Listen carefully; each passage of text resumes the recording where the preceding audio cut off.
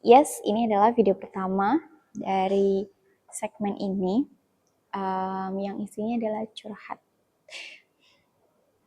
Yes, aku curhat. Sebentar, aku mau merapikan posisi.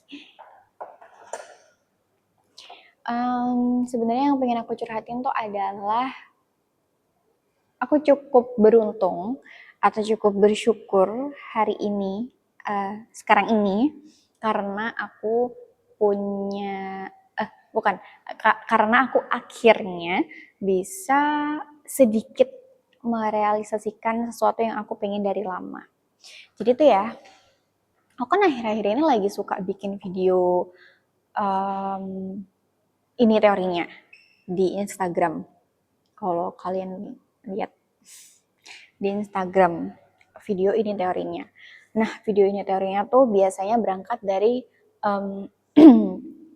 apa namanya? Curiosity. Dari curiosity aku tentang berbagai hal yang berbau psikologi. Kayak kemarin aku sempat bahas kenapa ketika kita dengar lagu Rahasia Hati, kita tuh langsung kayak wah pegunungan, wah mendaki gitu. Kenapa langsung kayak pikiran kita tuh langsung terhubung ke situ gitu.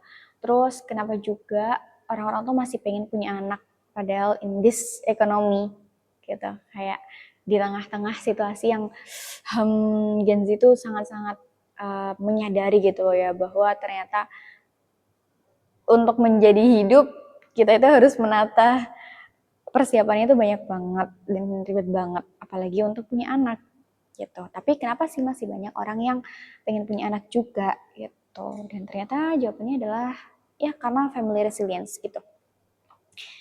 Terus apalagi ya, banyak deh pokoknya pertanyaan-pertanyaan yang ada lagi. Ketika aku nonton drama Korea When Life Give You Tangerines, itu agak aneh. Sebenarnya nggak aneh bagi orang dulu mungkin ya. Bagi orang dulu tuh nggak aneh karena orang dulu tuh kan biasanya menikah. Oke. Ini konteksnya adalah namanya Gemyong dan dia putus dari hubungan 7 tahunnya gara-gara mertua yang tidak ramah. Ini mungkin agak strange bagi orang-orang generasi sebelum kita Gen Z, karena biasanya mereka itu menikah karena cinta, ya kan, atau karena dijodohkan. Sedangkan Gemyong ini dia tuh udah cinta, dan kalau orang tuanya sendiri sih udah ngasih restu, tapi orang tuanya si cowok ini sebenarnya dia ngasih restu juga, beliau ngasih restu juga, cuma bedanya restunya tuh kayak dia ngasih restu sih, cuma masih mau memposisikan diri sebagai senternya gitu loh. Pengen banget selalu diprioritasin sama anak laki-lakinya, which is adalah which is calon suaminya si Gemyong ini. Sedangkan ya yang nggak bisa ya, kalian nonton sendiri deh. Pokoknya When Life Give You Tangerines. Terus aku tuh bertanya-tanya, kenapa sih dia mau putus dari hubungan 7 tahun loh, cuma gara-gara mertuanya yang ribet. Gitu. Tapi ternyata jawabannya ya tidak sesimpel itu ya kalau kita lihat dari sisi psikologi. Dah, 3 menit cuma ngomongin konten yang sudah selesai. Terus akhirnya aku tag konten ini teorinya juga. Terus aku tuh menyadari sesuatu gitu.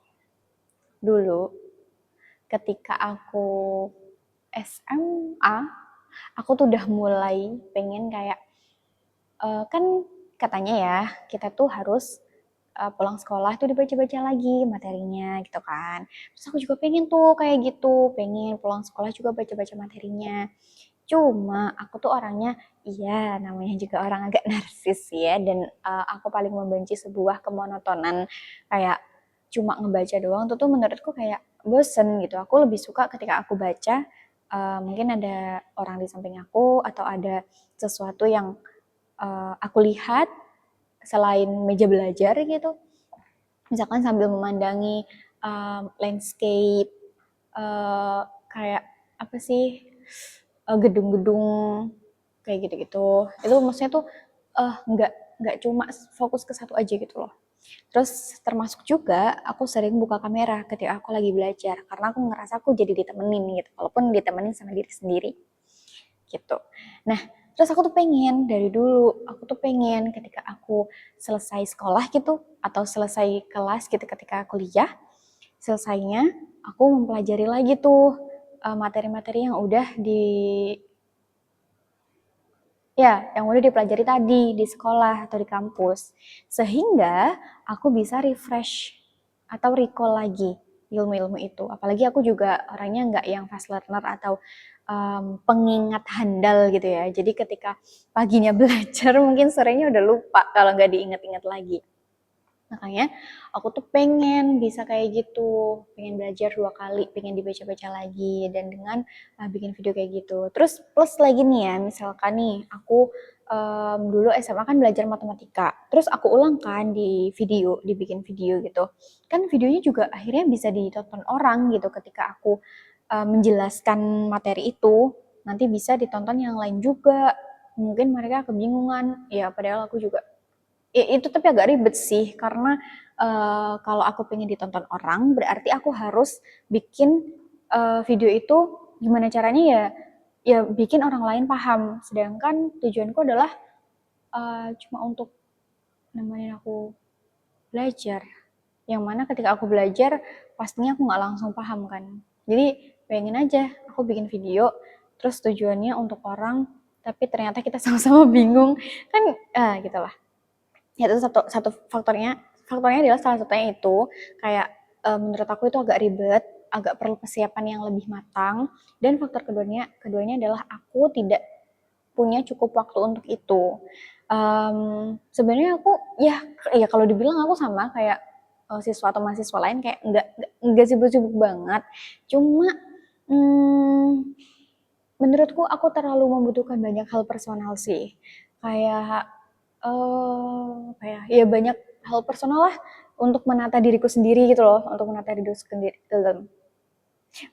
diriku sendiri aja tuh aku butuh waktu sendiri tuh kan udah mulai belibet gitu. Ini kenapa ya kok suka meredup-redup gitu, mati ininya maksudnya ya. Terus tadi sampai mana tadi ya gitu, akhirnya tidak terlaksana dari dulu sampai kuliah. Bahkan ya aku tuh udah ya udah deh nggak usah bagus-bagus videonya, kayak nggak usah mikirin spot apa kamera gimana aku nulis atau spot akunya gimana, nggak usah mikirin itu, pokoknya bikin video aja. Misalkan apalagi kalau belajar psikologi itu kan nggak membutuhkan banyak tools ya, cuma ya bacaan aja gitu, bacaan terus pemahaman. Jadi aku bikin video-video kayak gini pun itu udah termasuk recall. Kayak aku bisa aja nih sekarang lagi buka ya aku mau memamerkan, aku lagi buka buku catatan aku lagi, aku baca terus aku jelasin di depan kamera gitu, itu kan bisa ya. Nah itu udah kepikiran mulai semester 1, cuma ya tapi ada prioritas lain sih yang menambah kesibukan aku, tapi ya intinya gitulah, dari dulu kurang, masih belum terlaksana. Belum juga ya aku tuh mikirin kayak kan mikirin memori. Terus aku juga bukan fast learner dan aku belum pernah megang YouTube. Maksudnya belum pernah udah dulu SMP. Cuma kayak kalau aku mau bikin video di platform YouTube yang sebelumnya aku nggak pernah, berarti kan aku harus belajar nih tentang aplikasi YouTube. Syarat ketentuannya apa aja, terus dan ya bener sih ketentuan uploadnya gimana, durasinya gimana, caranya gimana, resikonya apa dan lain sebagainya, kan aku harus belajar. Dan aku itu adalah tipe orang yang cukup malas untuk memulai, jadi ya nggak mulai-mulai. Oke, 5 menit hanya untuk penjelasan latar belakang. Nah, terus sekarang aku jadi lumayan bersyukur. Aku menyadari sesuatu dan akhirnya aku bersyukur karena ternyata aku cukup mengaplikasikan atau cukup mewujudkan keinginanku yang itu sekarang ini, yaitu adalah aku bikin video ini teorinya itu. Ini teorinya itu. Maksudnya aku bikin hashtag ini teorinya di Instagram. Nah, itu kan ngomongin tentang ilmu psikologi, ngomongin tentang sesuatu yang aku pelajari dari kampus. Walaupun sebenarnya nggak semua dari kampus, kayak pastinya teori-teori yang aku cantumkan di situ juga kebanyakan ya iya dari ilmu psikologi, tapi bukan cuma dari kampus gitu. Kayak aku nyari-nyari sendiri tuh bisa. Jadi nggak semua dari kelas. Cuma gara-gara hari ini tuh aku tuh lagi ngomongin lagi ada kelas psikologi keluarga dan perkawinan. Terus kami ngomongin kan kami ngomongin tentang family resilience. Dan akhirnya itu memunculkan pertanyaan ke aku gitu yang tadi, kenapa Gen Z masih banyak juga yang pengen punya anak padahal in this economy gitu. Jadi tuh lebih ke kayak akhirnya ya aku bisa mengaplikasikan membagi ilmuku dengan cara yapping, membuat video seperti yang aku pengen dari jauh-jauh hari gitu. Udah sih sebenarnya poinnya itu aja sih, tapi latar belakangnya kayak jauh banget ya. Coba udah lihat aku ngejelasin cuma 1 menit tapi 10 menit sendiri penjelasannya latar belakangnya, tapi ya itu sih sebenarnya yang bikin aku kayak kadang aku insecure sama cara bicaraku, bukan cara bicara, intinya speaking aku gitu. Karena menurut aku masih, kan jadi curhat, nggak apa-apa ini sesi curhat. Menurut aku masih belum bisa ngerem, masih belum bisa membuat runtutan pembicaraan yang ringkas, tepat, tapi tetap berisi.